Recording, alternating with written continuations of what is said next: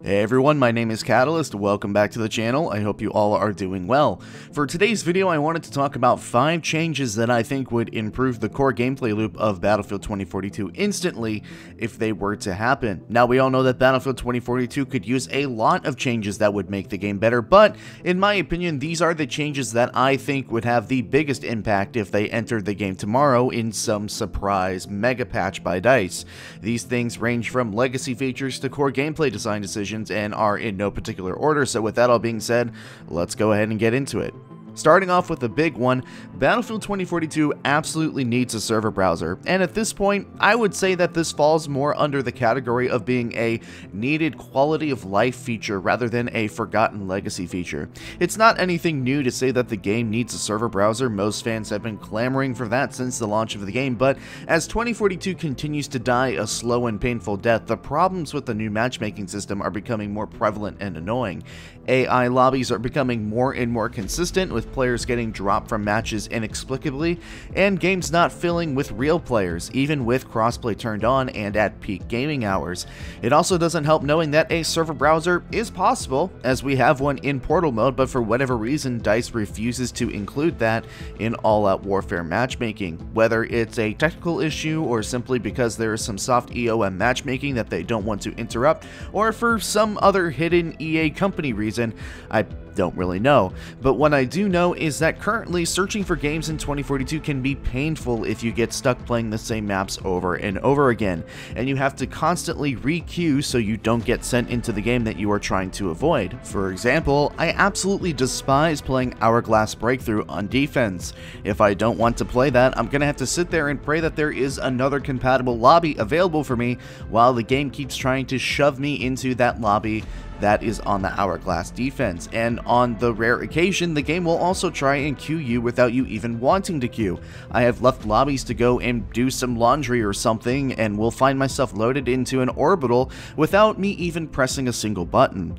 With less players, it would really just benefit DICE at this point to give players an easier way to find consistent lobbies. It needs to happen without question.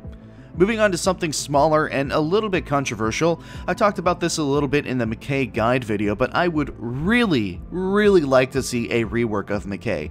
Now, you all are probably thinking, how is a specialist rework going to be a change that instantly improves the overall health of the game? Well, I really am just targeting one aspect of McKay, and that's his nimble trait, which gives him faster strafe speed.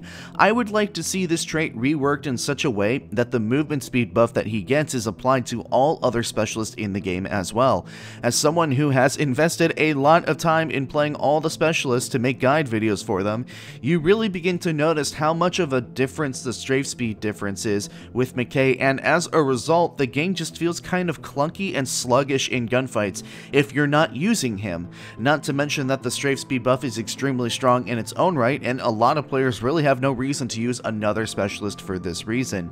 I think that if McKay's nimble trait is applied to other specialists and then reworked for him, it will make the gameplay and the gunplay feel a lot smoother, and moving around the map will not feel like you are dragging yourself through mud. Next, I would really like to see DICE change how vehicles work in Battlefield 2042 on multiple levels. First and foremost, I think the ability to call in vehicles should either be completely removed or restricted to just transport vehicles or the 4x4.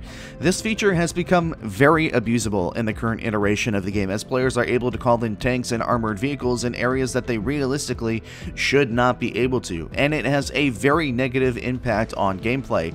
It's not a terrible idea on paper per se, but the implementation of the idea in Battlefield 2042 was less than optimal. Players can call in tanks or wildcats or bolts on rooftops and odd places and rain down fire on infantry players almost completely unopposed. If you have a wildcat and you can also combat air vehicles, then that's obviously preferable, and it's extremely hard to take them out, especially if you have a majority of your teammates running specialists that do not have any advanced movement or verticality. The more pressing issue to me, though, is that the vehicle distribution is really bad on 2042. You can take the transport vehicles, for example. You can have up to 4 transport vehicles at a time in 128-player Conquest. However, beyond that, there are no restrictions, so you could theoretically have 4 bolts on the battlefield at the same time, which in the bolt's current state is still very oppressive.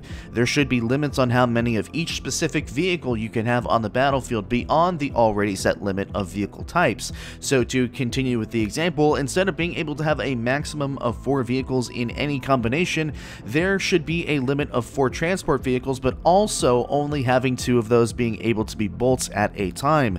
It will create a less oppressive infantry and vehicle gameplay loop, and it will make games feel more balanced in the big picture. No more teams that get steamrolled by air superiority because their teammates picked 3 jets instead of having a Condor or an attack helicopter mixed in. So if DICE tweaks how call-ins work and better regulates the balance of vehicle distribution, I think that would make vehicles feel less oppressive and unbalanced as they currently feel. The biggest fix on the list, and definitely the most time-consuming, would be doing a complete pass and overhaul of the current maps in Battlefield 2042.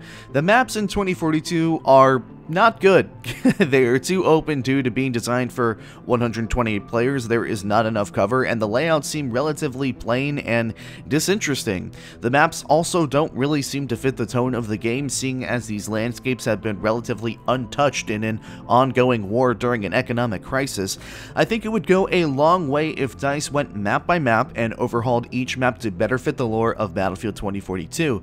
The cringy voice lines and quirky specialists probably aren't going anywhere, but at the very least the maps can be better made to fit the world of 2042 and actually make the games feel like they matter, creating a better atmosphere with more cover and interesting landmarks to play in and around. No more running around in the open plains of India or across endless desert in Qatar. The maps simply need a gigantic overhaul. There isn't any other way to put it. It'll be time consuming, but the flow of the maps in 2042 are terrible, and the wide open spaces lend itself to boring gameplay. Better designed maps would instantly help 2042. And to round out the list today, I think adding all the content currently in Portal to All Out Warfare will greatly help the lack of content in 2042, especially if DICE decides to do a map overhaul like we just talked about. Season 1 content will be coming in March, but even with that content coming, which truthfully we don't know the full extent of what that content is, 2042 is a little low in the content department. Now, as far as Portal is concerned, the majority of Portal has now been reduced to nothing but hardcore milsim servers and XP farms. The featured modes, apart from Rush, only seem to spread the dying player base even further. If I'm DICE, I keep the featured Portal playlist in Portal for those who want them, but take the 2042 Rush playlist, the maps, and weapons of Portal, and retheme them for 2042 All Out Warfare. In particular, the Battlefield 3 and Battlefield Bad Company 2 content. That would give All Out Warfare 4 more maps, double-digit new weapon additions, and all it would take is some context and some reskinning. And of course, you can still create the experiences you want in Portal whenever you want, and more Portal content will be added later. So it's been done before, and it can be done again. I don't see why DICE just doesn't port everything over and give their main game some more content.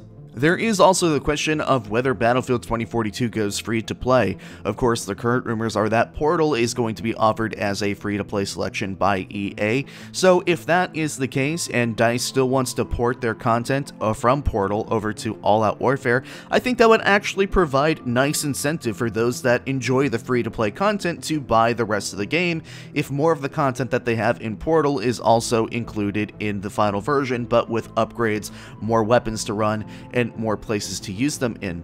But regardless of what happens, and as things stand now, I think that DICE adding Portal content to All Out Warfare is something that they should really truly consider, especially since the experiences that you want to play in Portal are not always available to you, and it's sometimes hard to find the right experience. Some persistent servers of Valparaiso Breakthrough actually sounds like a pretty good time to me. And that's the end of the video, ladies and gentlemen. 5 things that I think would improve Battlefield 2042 instantly if they happen tomorrow.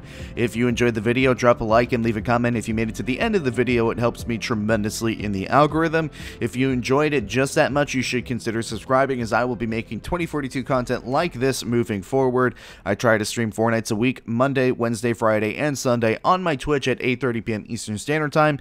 It's been great seeing you guys stop by. Once again, thank you all for watching. My name is Catalyst, and I will see you all another time.